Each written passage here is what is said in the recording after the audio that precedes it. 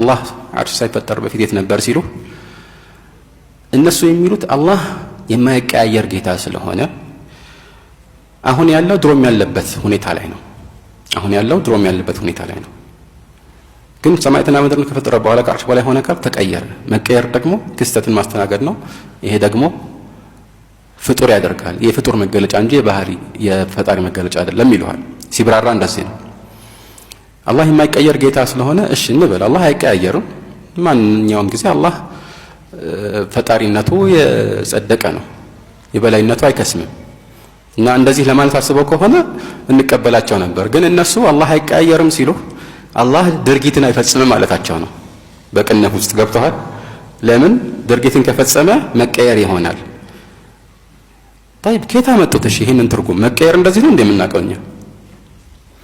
መቀየር እኮ በቋንቋ ደረጃ ራሱ ከዚህ ውጭ ነው። አንድ ሰው የሆነ ድርጊትን ስለፈጸመ ተቀየረ ይባላል። አዎ ለምሳሌ ማንነቱን የሚቀየር ነገር ሲከሰት፣ ለምሳሌ በረጅም ጊዜ ሂደት ባህሪው ሲቀየር፣ በጣም ቁጡ የነበረ ሰው ተረጋግቶ መኖር ሲጀምር ከሌ ተቀየረ ተሻሻለ ትላል። ወይ ሲበላሽ፣ ወይ ታሞ ሲከሳ፣ ወይ በጣም ሲወፍር፣ ወይ አርጅቶ ሸብቶ ስታየው፣ ወይ ደግሞ ሰውም ባይሆን የሆነ እቃ ለምሳሌ እቃው ዝገት በዝገት ሆኖ ሲቀያየር፣ ወይም የአየር ንብረቱ ከተለመደው በላይ ከፍ ሲል ወይ ዝቅ ሲል ተቀየረ ይባላል አይደል? እንደዚያ ነው መቀየር እንጂ የሆነ ሰው የሆነ መልእክት አስተላልፎ ልክ አረፍተ ነገሩን ሲጨርስ ተናጋሪ ነበር፣ አሁን ተናጋሪነቱ ቀረ ስለዚህ ተቀየረ ትላለህ የሚል ሰው አጋጥሟቸዋል?